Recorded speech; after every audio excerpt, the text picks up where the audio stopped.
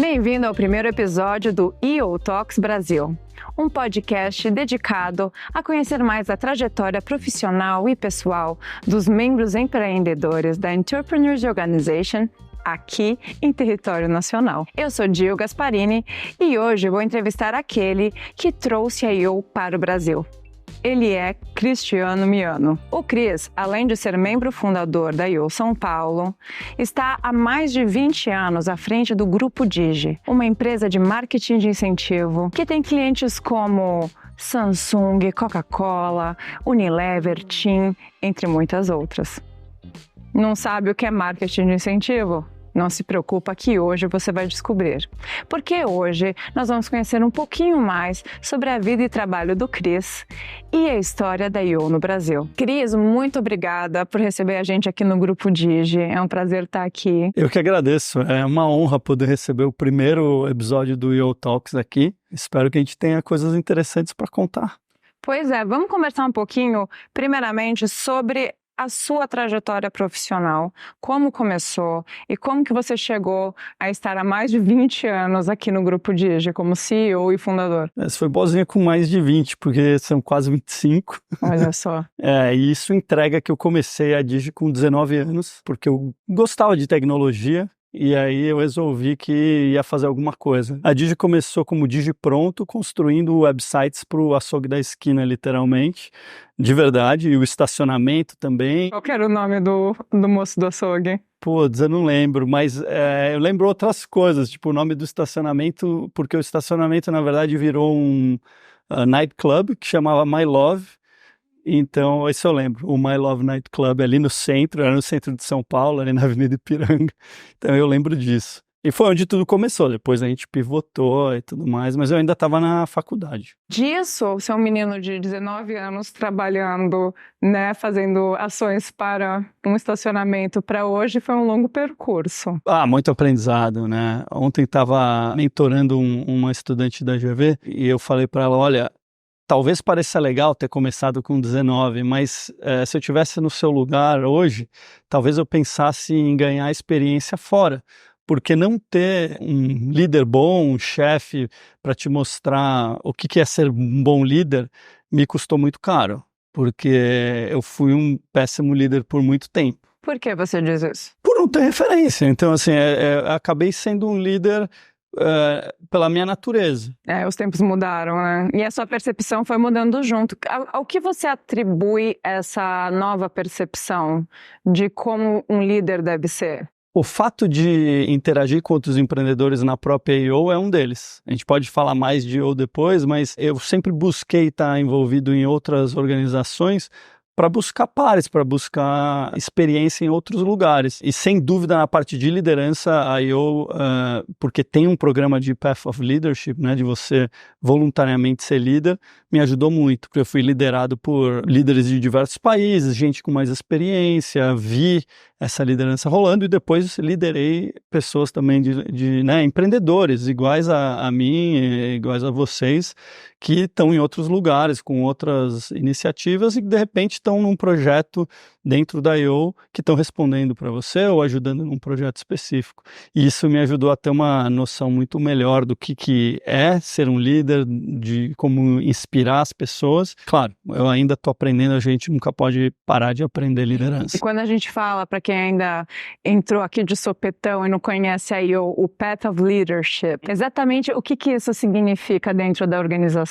O Path of Leadership é das formas de agregar valor da EO, né, para o empreendedor, né, na nossa jornada de fazer os empreendedores tirarem seu melhor potencial. E o Path of Leadership é a liderança voluntária, onde você começa sendo moderador do seu fórum, você já é um líder, porque você tem que liderar aquelas reuniões por um ano, entender o framework e tudo mais, e termina como você sendo o chairman da EO no mundo. Então, assim, começa moderador, e tem todos os caminhos aí, desde lideranças regionais até lideranças em áreas com portfólios, que são específicos para crescimento, etc. E você termina podendo, obviamente, ser o chairman, né? Tem uma vaga só, mas o chairman da EO é um membro que trabalhou voluntário por algum tempo. Quando a gente fala sobre, né, ao Grupo Digi, que é sobre marketing de incentivo, que é uma coisa de essencialmente trazer experiências, trazer novos caminhos para o marketing, como que isso está atrelado? No sentido de você tem que lidar com pessoas diariamente, né? Nesse veículo, como você trabalha isso? O marketing de incentivo é justamente inspirar pessoas, né? E aqui na Digi a gente usa todo o embasamento em ciência comportamental. Então é sobre entender as pessoas. E claro, eu comentei, para mim sempre foi a coisa que eu mais procurei de crescimento, entender as pessoas, entender como inspirá-las e tudo mais. E é claro que me aprofundar em ciência comportamental ajuda muito, né? E aí a ciência comportamental diz, cara, o ser humano é motivado intrinsecamente por algumas coisas, mas tem alguns pilares de motivação externa, né? Eles são 3, que é pertencimento, é você entender o porquê que você está fazendo. Então, num conceito de liderança, seria como que eu faço a pessoa entender a missão maior? Como que eu ligo os interesses pessoais dela com os interesses da companhia? E essa é a primeira, é a mais forte, na verdade. Então, os cientistas dizem que você acorda de manhã já sabendo qual é a missão que você quer cumprir, e se está claro para você a sua missão dentro de uma empresa, dentro de uma organização, você pode acordar feliz, motivado, querendo fazer aquilo, ó, bater aquela meta ou alguma coisa. Então esse é o primeiro pilar. Os outros 2 são reconhecimento antes de recompensa, e reconhecimento é simples, é realmente a gente fulfill o ego, assim, né? É realmente alimentar. Pô, eu tô sendo voluntário aqui na IO, é legal subir no palco e alguém falar, pô, parabéns, o que você fez ajudou o capítulo, ajudou outros empreendedores no Brasil. E o terceiro pilar extrínseco de motivação é a recompensa. É o prêmio. E o prêmio chega no 3º lugar. E é nessa ordem mesmo, é. Então o prêmio, às vezes a gente acha que não é, mas é. Você imagina que o prêmio viria em primeiro lugar. Normalmente, né? Ainda mais quando a gente fala de marketing de incentivo, que ele veio como, né, inicialmente uma bonificação. Total. A American Express, né, com seu cartão de fidelidade, de pontuação. E agora a gente já está num outro momento do marketing de incentivo, onde a gente vê que as pessoas, na verdade, elas querem pertencer, é isso? Exatamente. A gente começou com isso e é muito natural a gente ainda achar que é dinheiro, né? Que é mais do que só é uma premiação em dinheiro. Experiência é incalculável o impacto, né? Aquele não tem preço, né? Da Mastercard aqui. Né? Mas é isso, experiência você, claro. Primeiro que o valor às vezes é intangível. Como você não está pagando a viagem ou pagando aquela experiência, então você nem consegue necessariamente dar um valor. Você pode imaginar, isso aqui custou caro, ou isso aqui custou barato, ou isso custou X mil reais. Então já começa bem, porque dependendo de como a experiência está envelopada, você supervalorizou um investimento talvez menor, né, quando você entrega. E a percepção da pessoa que ganha também fica por muito mais tempo, porque a experiência é, pô, levei meus filhos para Disney, por exemplo, levei minha esposa para Disney por causa da empresa, fui reconhecido pelo presidente lá. Então, assim, são coisas que são muito mais guardáveis, lembráveis, do que, putz, eu recebi o dinheiro, usei o dinheiro para pagar uma conta, acabou. Mas sim, eu acho que ainda mais na última década a pesquisa se desenvolveu muito nisso, e os programas de incentivo, por sua vez, estão se adaptando a isso, né? E estão até se misturando com iniciativas de gestão e tudo mais, porque empresas somos pessoas, né? Isso é uma grande mudança, acho que social, né? Quando a gente fala sobre publicidade e os meios que eram utilizados na década de 50, de 60, por exemplo, contratar atores, né, para brigar pelo mesmo produto dentro de um supermercado, e agora a gente está falando fazer filas. Fazer fila. O que é isso? Aqui em São Paulo funciona que é uma maravilha, ainda né? Tem, Eu olho uma fila e já tô, que lugar total, eu também gosto de fila. Você vê isso sendo uma mudança, um fenômeno de sociedade mesmo? A gente está indo para uma sociedade mais agregadora, mas pensando em coisas imateriais mais do que necessariamente um prêmio? Eu acho que tem uma grande correlação com a gente buscar bem-estar, com a gente ser reconhecido, e toda essa pesquisa de ciência comportamental vai nessa direção mesmo, da gente já ter cumprido a pirâmide de Maslow e a gente tem que ir para o próximo nível. Então a gente procura outras coisas, né? A sociedade está chegando num lugar onde ela está, inclusive, voltando, né? É engraçado que a tecnologia ela vai avançando e aí a gente vai voltando a cada vez mais para coisas artesanais. E isso entra muito no que você está lidando dentro, né, desse espaço do marketing de incentivo.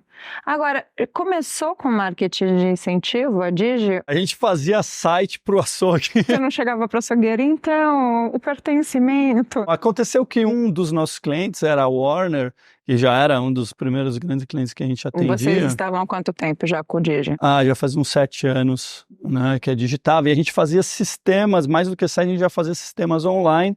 Então essas empresas começaram a procurar coisas mais dinâmicas, como sites, né, que pudessem mostrar a pontuação do participante de uma campanha. E as campanhas de incentivo até aquela época, elas eram controladas todas na mão, informadas numa sala de reuniões uma vez por ano, porque você vai juntar todo o seu time nacional uma vez ou 2 vezes por ano no máximo, e talvez nas salas regionais, vamos dizer, nas maiores empresas, uma vez por semana, talvez uma vez por mês no máximo. E o catálogo de prêmios era um livro de 600 páginas e as pessoas buscavam isso.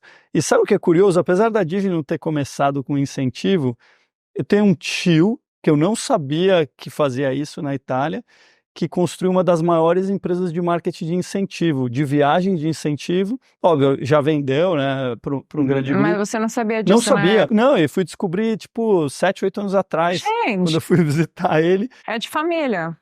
Você vê, bom, é uma bela de uma coincidência, né? Mas foi interessante, porque não foi natural.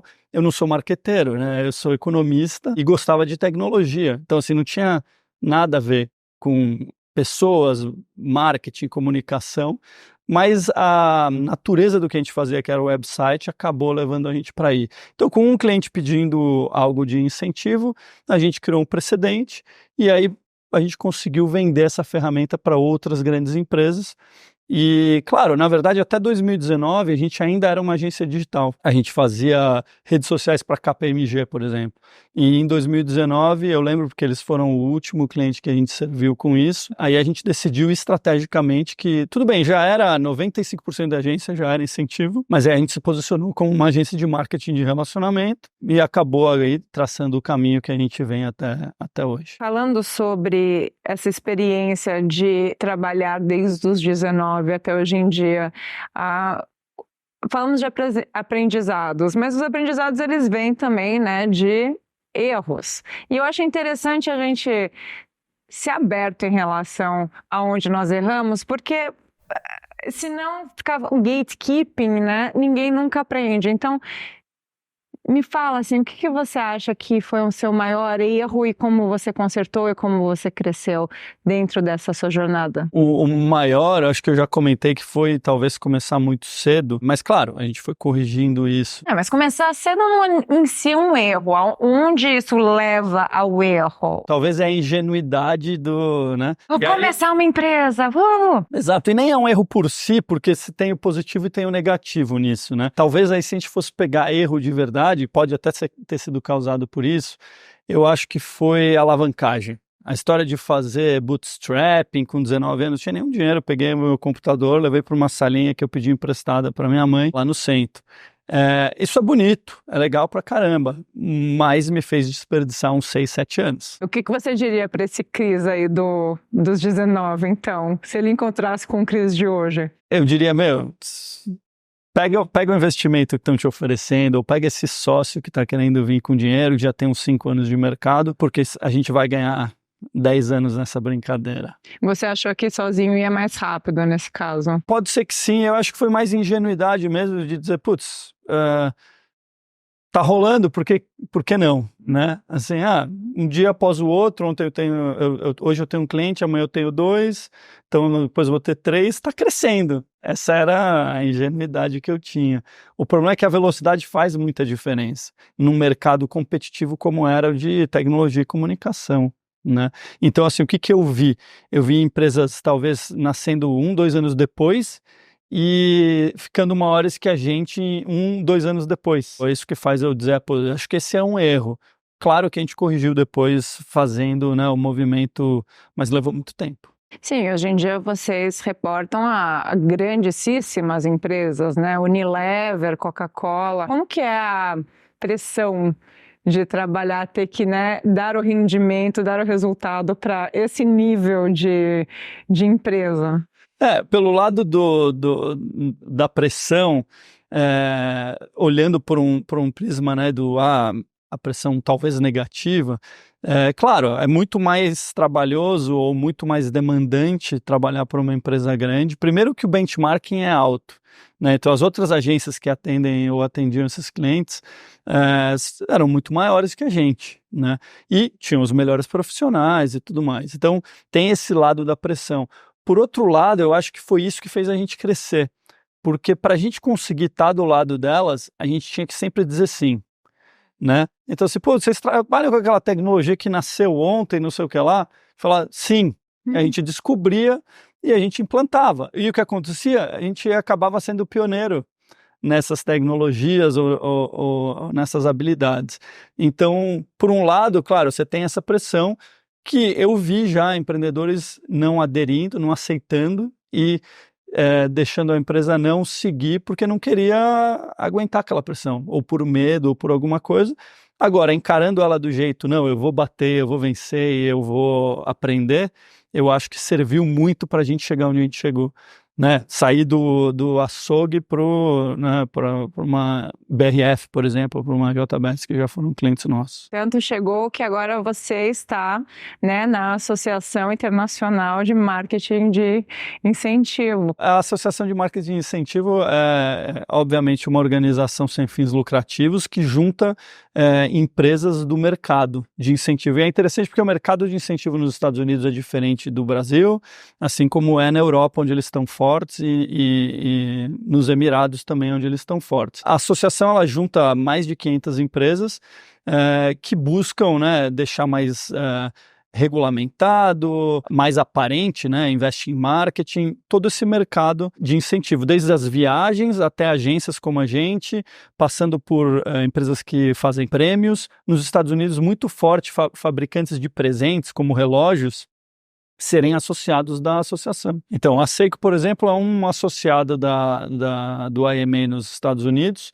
porque eles fornecem presentes, né, de impacto, seja um relógio com o nome das pessoas gravado ou qualquer presente caro, né, um presente memorável, vamos dizer assim.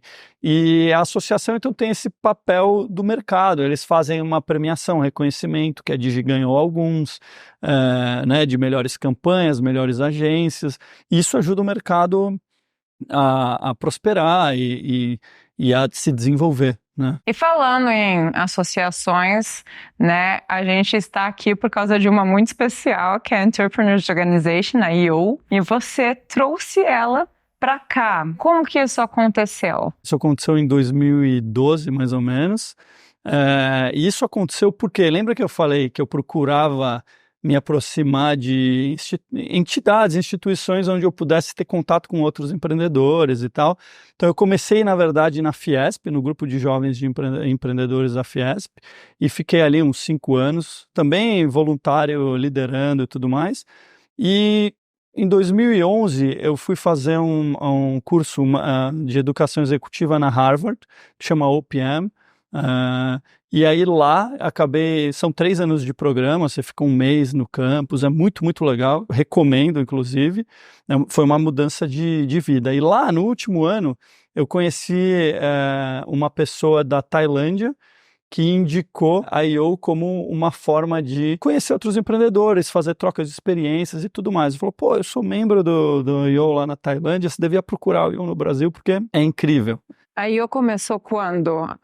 Nos Estados Unidos, você lembra? Há uns 35 anos. E aí o que aconteceu? Quando ela me recomendou, a primeira coisa que eu fui foi no site, e aí eu quis virar membro, sei lá, quis entender melhor, preenchi um formulário. 2, 3 dias depois me liga a Laura Johnson, lembro bem do nome dela, e ela falou, olha, legal que você quer virar membro da IO, mas não tem IO aí no Brasil, não tem em São Paulo e não tem ainda na América do Sul, só na Colômbia. E ela falou, ó, na América do Sul a gente tem Colômbia, é um capítulo relevante, a gente acredita que pode ser. E aqui no Brasil tem aqui 2 pessoas que já conhecem a I.O., que estão morando no Brasil e que você poderia conversar com elas e ver de fazer a I.O. Essa pessoa era o Joseph. Ele também tinha feito Harvard e ele estava morando no Brasil, mas ele já tinha sido membro da I.O. nos Estados Unidos. E ele ligava de tempos em tempos para o I.O. para fazer o I.O. no Brasil.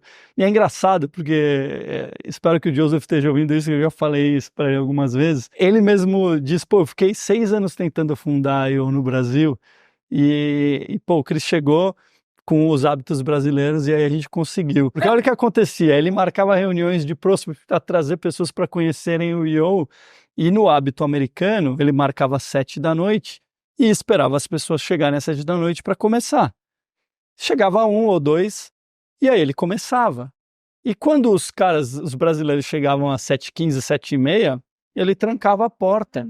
Joseph, não. Claro, não, ele sabe disso. Deixa a porta aberta. Mas você vê, então são costumes, acho que talvez um europeu faria a mesma coisa, né? E aí a gente passou por isso e essa é a beleza da I.O., é uma organização global. Então a gente está aqui em São Paulo, mas o legal é você entender que você pode contar com gente no mundo inteiro. São 18 mil membros hoje em dia, né, na I.O. E aqui no Brasil a gente já está em 260. Temos mais capítulos do que só São Paulo e queremos crescer mais, né? E me conta um pouquinho sobre, no começo da I.O., então há 10 anos atrás, tinha você. E aí, quantas pessoas você trouxe para o time? Para a gente lançar um capítulo na I.O., hoje você precisa de 25 membros. Então, a minha missão era trazer 25 pessoas. E eu falava, pô, tem as pessoas que participaram do curso comigo, tem as pessoas da Fies, vai ser super fácil e tal. E aí eu fiz um jantar e chamei algumas pessoas e falei, pô, e aí, gostaram? Querem virar membro? Zero membros novos.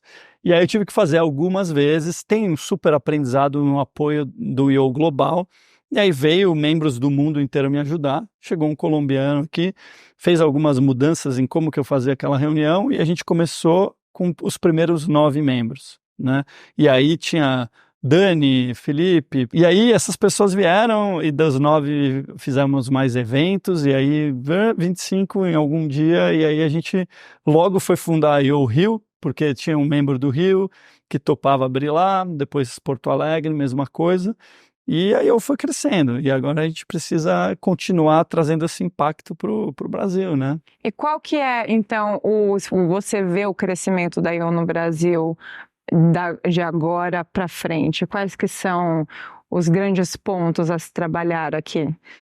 Eu acho que a gente está sólido. Hoje a gente é uma organização que tem conhecimento, o mercado conhece a gente, né? As pessoas procuram, mas a gente deve, obviamente, investir mais nisso, na imagem da I.O. E como o empreendedorismo está crescendo, eu acho que tudo está bem casado para que a I.O. não só em São Paulo, mas no Brasil todo cresça de uma forma sustentável, né?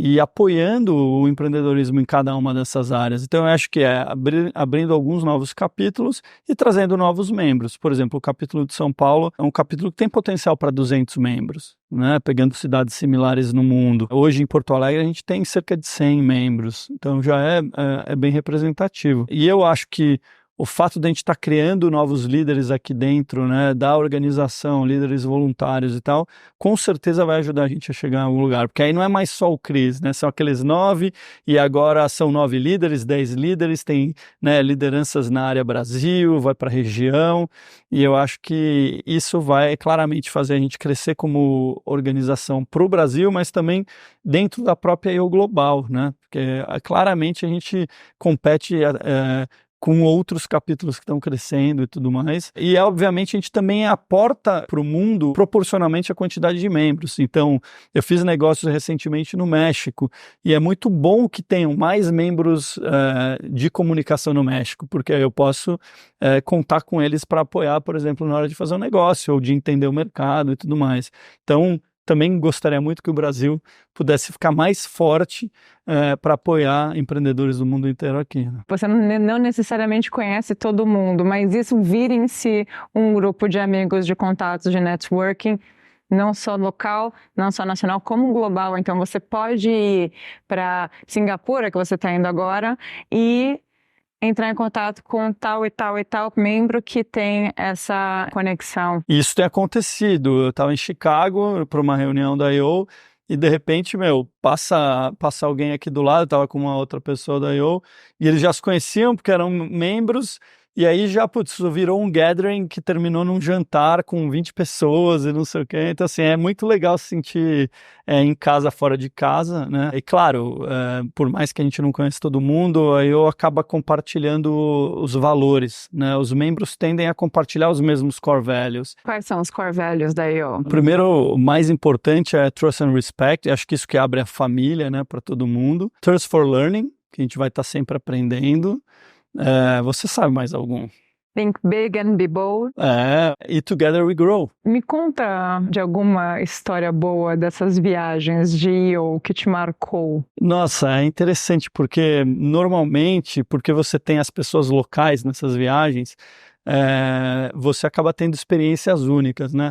Eu tive, óbvio, em viagens em grupo, como o GLC, que é uma conferência de liderança que vai ter agora em Singapura, e sempre tem coisas incríveis, mas uma das coisas que mais me marcaram foi uma viagem para Nova York, onde eu conheci 2 membros. Foi uma das primeiras que eu fiz, acho que talvez isso que me marcou muito. E assim, era super tarde, eu cheguei super tarde no aeroporto, mas eles fizeram questão de me buscar. Era a Sarah Endeline e o Chris, eu não lembro o sobrenome dele, e a Sarah tinha uma empresa de doces, de chocolate, e ele tinha uma editora. E ele era associado de um clube de leitura muito exclusivo em Nova York, que você entrava por escadinhas que vão descendo lá para o subsolo, e assim, tinham pessoas super importantes lá dentro, que eu nem conhecia, mas tinham atores de seriados como Friends, Seinfeld e tal.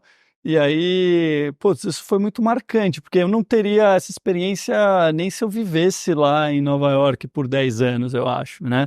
E em 30 minutos, talvez sei lá, em 30 horas, eu consegui ter muito mais do que eu teria, porque eu faço parte dessa rede. Tava no Speakeasy conversando com o Jerry Seinfeld. Essas coisas.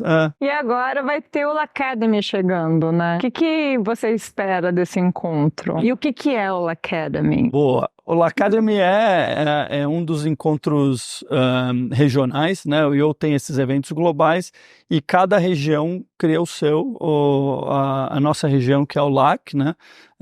Latin American Caribbean, criou o Lacademy, que é um evento de aprendizado que junta um pouco de experiência local. Então, normalmente a gente escolhe um lugar interessante, onde tem membros locais que possam compartilhar alguma coisa, e a gente escolhe um tópico de desenvolvimento para ter as palestras e os eventos de learning dentro do negócio. Normalmente é muito especial, a gente sempre procura colocar algo que você não faria sozinho, mesmo para quem, né, o Lacademy vai ser aqui no Brasil. Vai ser na Amazônia, né? Exatamente. Mesmo para quem é brasileiro, com certeza vai ter experiências que a gente não faria tão facilmente só por estar aqui. Para a experiência, né, de conhecer todos os membros da América Latina. Exatamente. E Caribe. E é legal porque, assim, apesar de ser regional, hora ou outra vem membros de outros lugares. Então, a gente fez no Rio, vieram membros dos Estados Unidos, da Ásia, não muitos, né, porque é um evento regional, mas eu acredito que esse da Amazônia vai atrair muita gente, porque é uma oportunidade especial de conhecer a Amazônia. Eu acho que a gente está aqui para ajudar os empreendedores a tirar o máximo do que eles podem deles. Você está falando sobre ajudar empreendedores, a missão da I/O. E, inclusive, nós temos um programa, né, que é o Accelerator, para outro tipo de empreendedor que ainda não chegou, né, no faturamento anual que é requisitado para adentrar na I/O, mas é um programa super legal. Eu queria conversar, que você me explicasse um pouquinho sobre o Accelerator. Legal, bem lembrado, porque o Accelerator é um programa que tem um potencial de ter muitos mais membros do que a própria I/O, né? Se a gente parar para pensar, estamos numa época de fomento ao empreendedorismo. E o Accelerator é um programa que a gente confunde muitas vezes com uma aceleradora, e na verdade ele é um programa que ele foi feito de uma forma muito esperta, usando assim valores da I/O e os processos que a gente usa dentro da liderança da I/O. Então basicamente ele é baseado no programa Scaling Up, do Verne Harnish, que é um programa que fornece ferramentas para você conseguir aplicar coisas de negócio super avançadas, mas de forma simples. Então, ao invés da gente ficar ensinando teoria, etc., a gente traz ferramentas práticas para você criar o seu brand promise, né? A promessa de marca, criar a sua estratégia, o seu mission statement. Só que a gente essas ferramentas ajudam você a fazer esse processo ser mais fácil, né? Então é isso, e aí acoplado a algo que só eu pode colocar, que são accountability groups, que são grupos de responsabilização, se a gente pode traduzir assim, e isso significa que você vai ter outros empreendedores e um mentor, né, que a gente chama de coach do EO, que é um EOer, e eles vão te ajudar a progredir nas conquistas que você precisa para realmente levar o seu faturamento para o nível de virar um EOer, por exemplo. Cris, muito obrigada por conversar com a gente no dia de hoje. Foi muito enriquecedor aqui para os nossos membros. Legal, foi um prazer. Obrigado pelo convite. E você, muito obrigada por ter assistido até o final. Se você é EOer, talvez o próximo entrevistado seja você. E não esqueça de seguir o nosso canal, dar um like e compartilhar, porque together we grow. Tchau, tchau.